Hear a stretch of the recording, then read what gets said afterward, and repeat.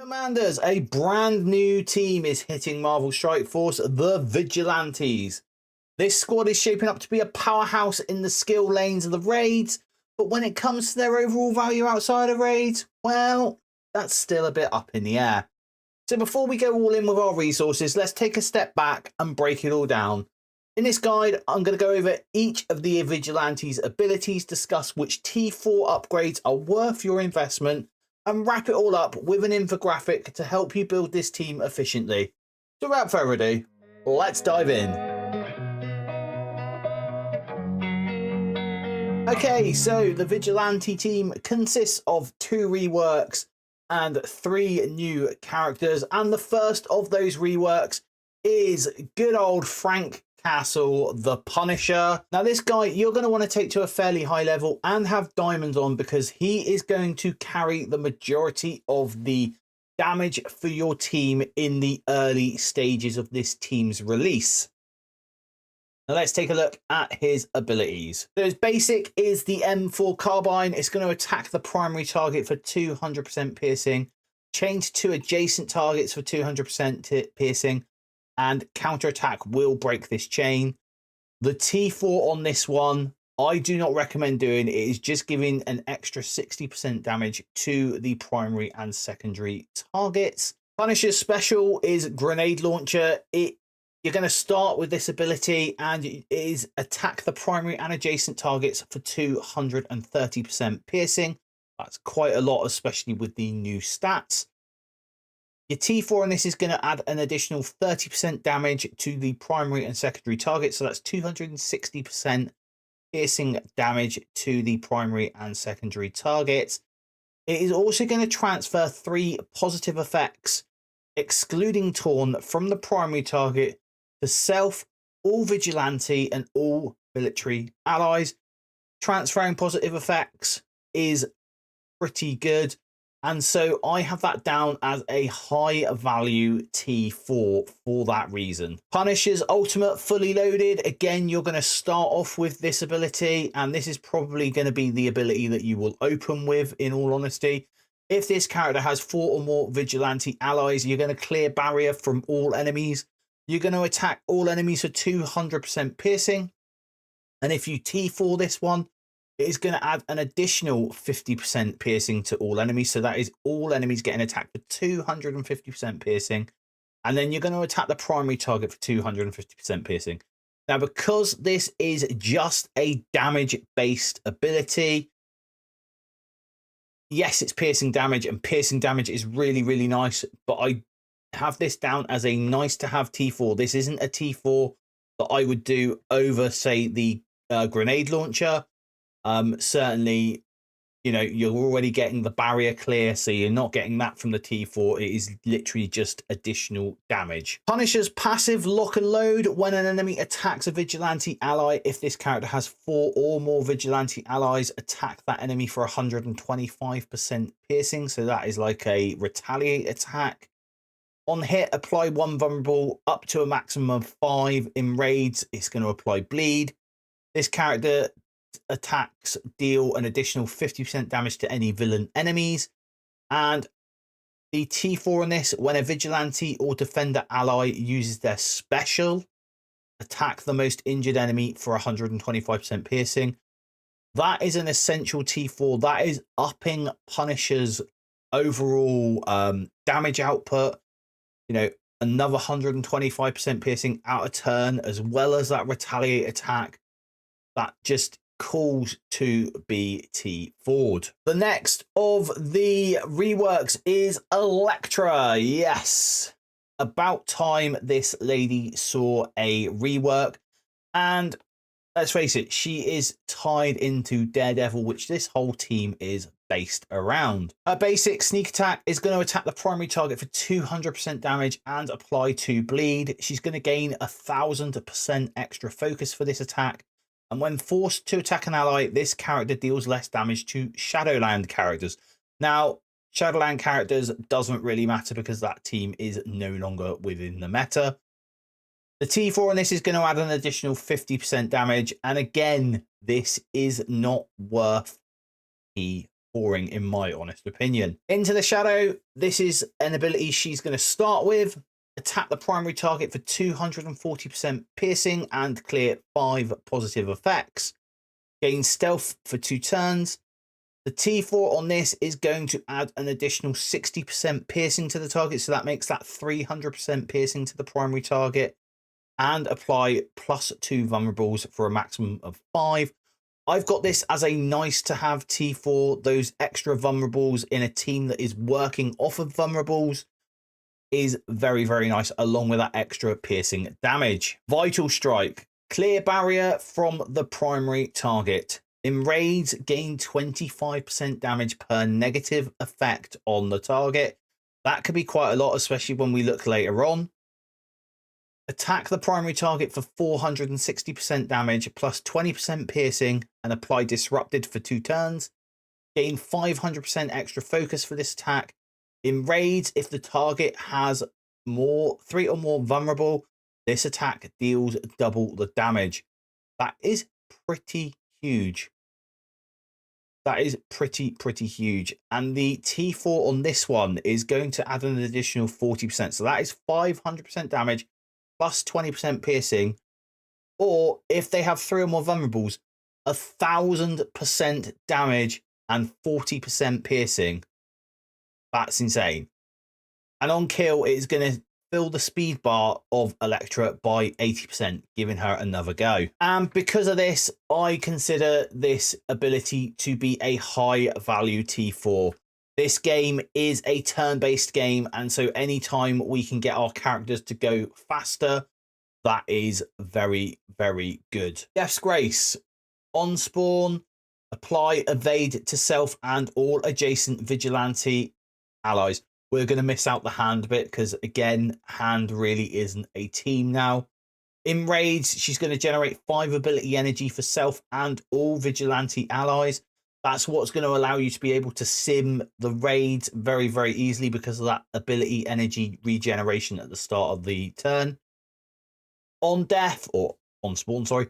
On death, 15% chance to revive with 50% this character's max health.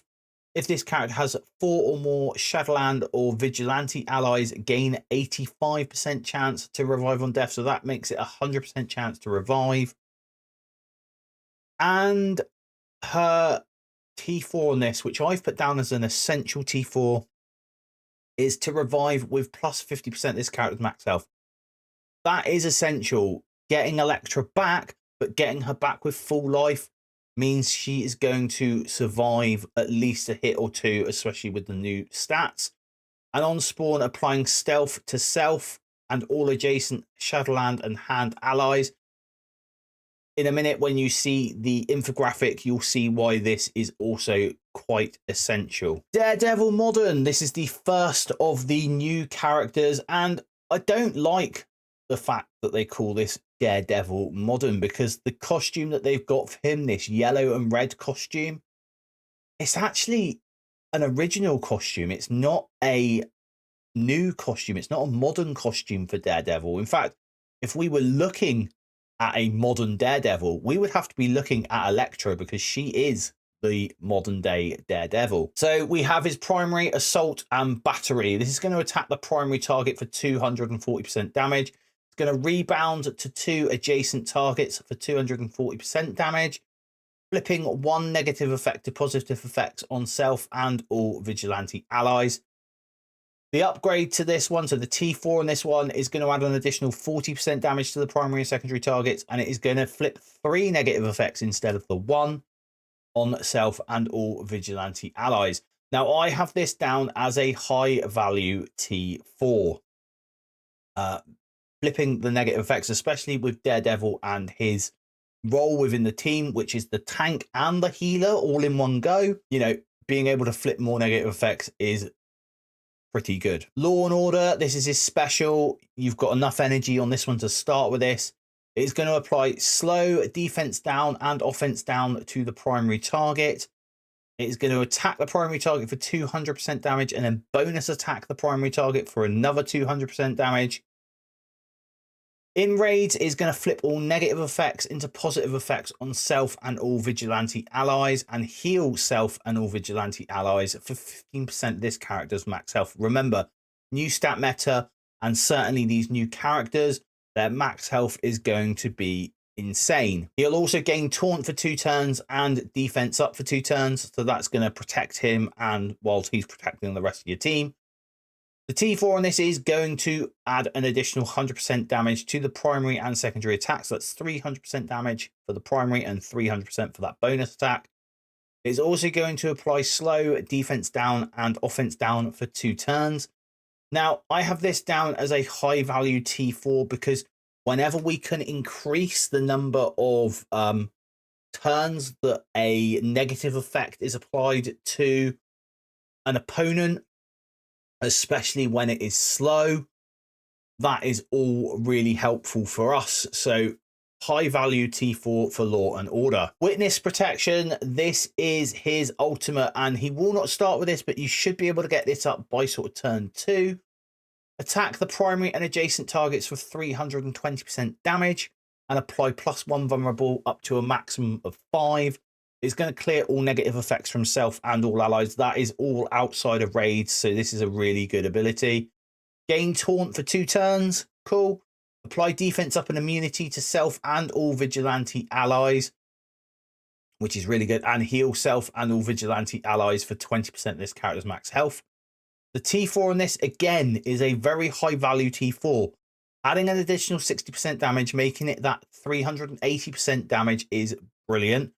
But more importantly, applying defense up for 2 turns and immunity for 2 turns, especially if we can get safeguard on ourselves. Safeguard, immunity, and defense up.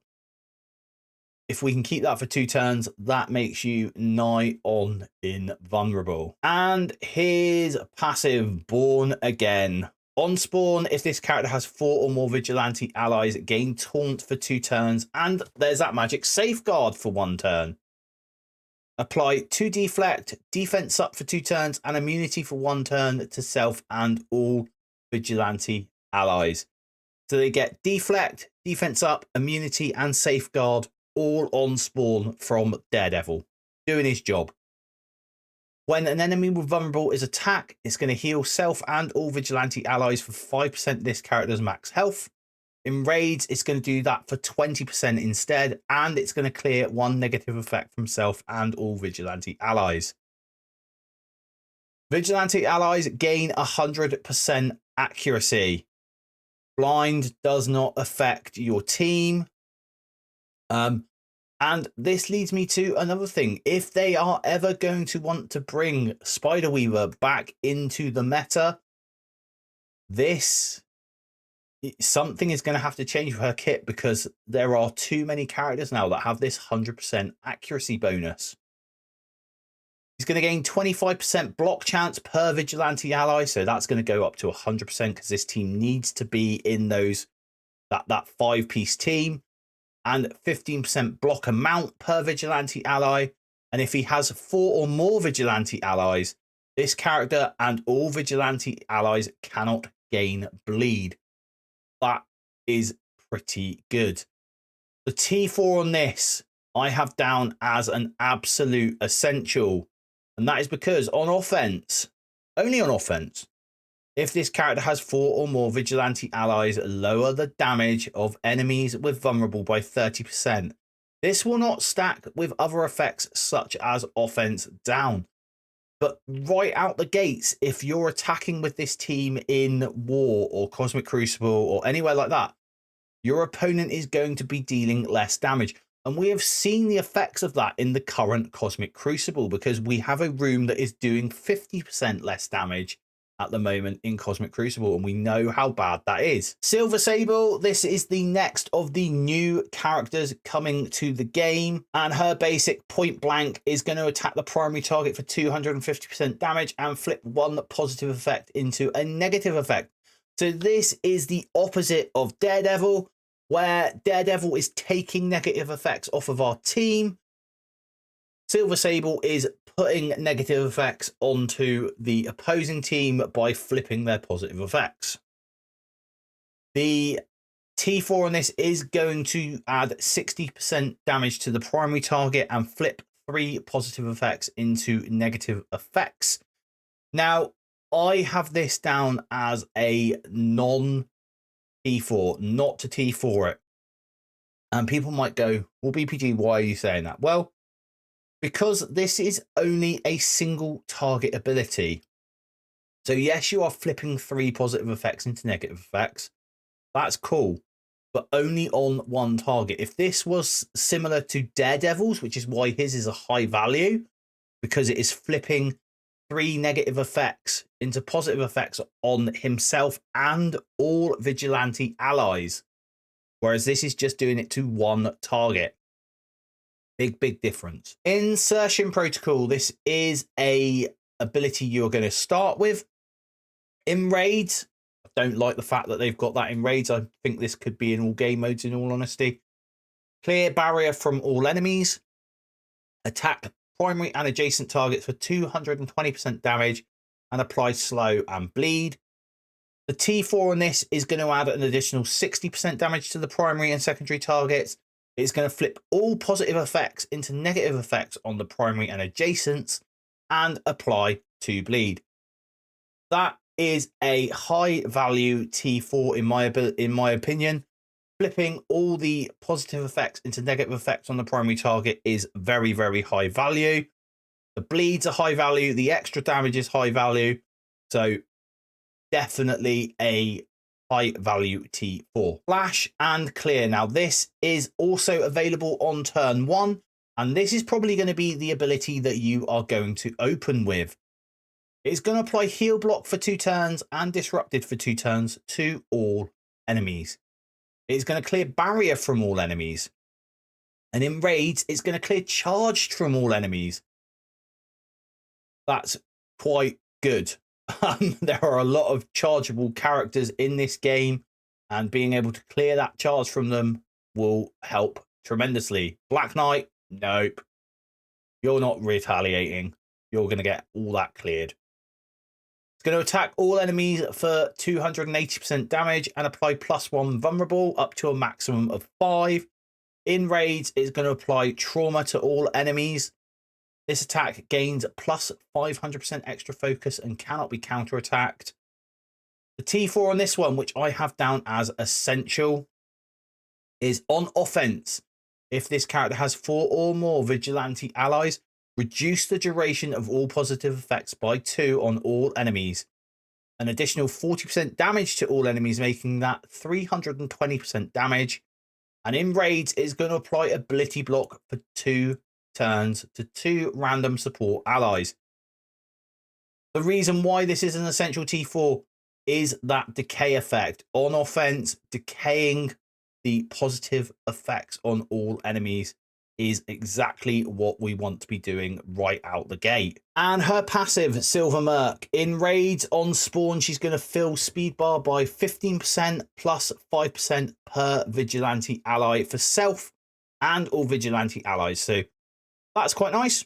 That's a, what, 35% speed bar push.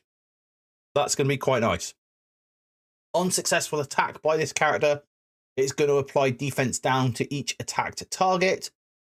On offense, while this character has 4 or more vigilante allies, lower enemy dodge chance by 100%. Pretty good. This is well, as if Spider Society didn't already have enough problems on their plate, you know, enough counters going around. This is going to be yet another counter to those spiders. If this character has 4 or more vigilante allies, enemies cannot gain death proof. That is another really good ability. And in raid, when an enemy that has vulnerable is attacked, fill speed bar by 15% for self and all vigilante allies. Leads me to wonder what is coming round the corner from raids later on. Is there going to be something like a alpha flight characters or something like that put in that's going to counter our speed bar? But we'll see. Last of the bunch, we have Hitmonkey. This was the character that we voted on. I've got to admit, I don't know a lot about Hitmonkey. I do need to watch the Hulu show to see what it is all about, which I will do. But let's take a look at Hitmonkey's abilities. His basic macaque attack. Attack the primary target for 240% damage and apply bleed.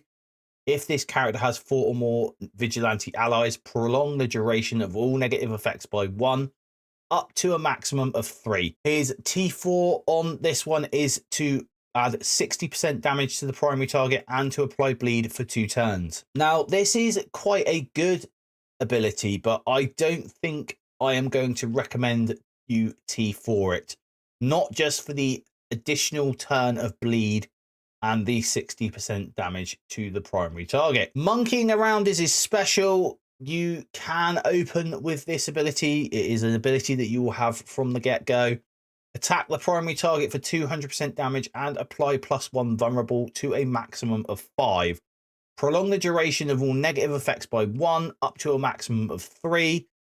Chain to 4 targets within 2 spaces of the previous target for 200% damage and apply +1 vulnerable for up to a maximum of 5, prolonging the duration of all negative effects by 1 up to a maximum of 3. Counterattack does not break this chain. That's quite good. The T4 on this one, I've got down as a high value T4. It is going to add an additional 50% damage to the primary and secondary targets. So that's 250% damage to those primary and secondary targets. And it also gains 25% crit damage against targets that have vulnerable. Assassinate, this is his ultimate. And again, this is probably going to be the ability that you open up with. This is going to attack the primary target for 200% piercing and apply stun. It is going to bonus attack the enemy with the highest damage, ignoring taunt and stealth for 200% piercing. And in raids, it is going to also apply stun. It is then going to apply speed up for 1 turn and offense up for 2 turns to self and all vigilante allies. That is really nice. And it is going to gain 1000% extra focus for this attack. So you don't need to have the skirmisher on him to land this because you've got that extra focus coming in. Plus 100% piercing to the primary and secondary attack for the T4. Applying trauma for 2 turns to the primary target. And in raids, apply trauma for 2 turns to the enemy with the highest damage. Now, that is an essential T4 in my mind. Applying the trauma is what makes that essential. Trauma stopping them from being able to get rid of those abilities, unless your name is Shadow King, is absolutely brilliant. And Saru Assassin. On turn or on enemy with vulnerable turn, if this character's health is full, attack the enemy with the highest health, ignoring taunt and stealth for 200% piercing and apply +1 vulnerable up to a maximum of 5. If this character's health is not full, heal self for 10% of this character's max health. That's pretty good. It's going to be able to keep himself going. While enemy has vulnerable, gain 25% crit damage. And for each enemy that has vulnerable, gain 5% crit chance up to a maximum of 25%. If this character has 4 or more vigilante allies, non-mythic enemies cannot have their speed increased except by positive effects. And the T4 on this one is absolutely essential. On enemy death, generate 1 ability for self. That is in any game mode. In raids on enemy death, generate 1 ability energy for all vigilante allies. So he is partially your, well, he is your in-battle energy battery. Elektra is your on-spawn energy battery. He is going to be the consistent energy battery, allowing you for those longer fights. And so this is definitely an essential T4. And so now we come to the part that you all love, which is the infographics. I want to thank everyone that comes to the Jetson Squad Discord for the infographics. It is brilliant to see you, and I do see you all come in. I don't get a chance to respond to you all, but I do see you all come in. So this one, again, will be available on the Jetson Squad Discord. And you will see this is a very unusual infographic because this team potentially could not have any strikers on it. Now, Punisher, we've got as a raider. I think that's really good for his AoE attacks and, you know, extra damage there. Same with Elektra. She's got that really high damage potential. And if she crits with that, that is going to be lights out. Hitmonkey has basically so much crit damage and crit chance put into his kit that Raider makes complete and utter sense. He is the only other guy I would think about putting Striker on just for that increasing of negative effects, that increase of the duration of the negative effects that he does. Silver Sable, she has too many attacks that attack multiple targets for her not to be a Raider. Now we come to Daredevil Modern, and you'll see here I have 2 ISOs listed. And this is purely going to be based on whether or not you have the basic T Ford. If you have the basic T Ford, then Striker is probably the best ISO for him. Because you're going to be getting those negative effects taken away from you ×3 on all your Vigilante allies, both on your main attack if you use your basic and then on your Striker attack. However, if you are not going to T4 the basic, then I think Healer is actually the better ISO class for Daredevil Modern. And that wraps up our deep dive into the Vigilantes. Whether you're planning to dominate the skill lanes in raids or just figuring out how much to invest in this team, I hope this guide and the infographic help you make the best choices for your roster. What do you think about the Vigilantes? Are you going all in? Or are you going to wait and see how they perform outside the raids? Why not drop a comment down below? I'd love to hear your thoughts.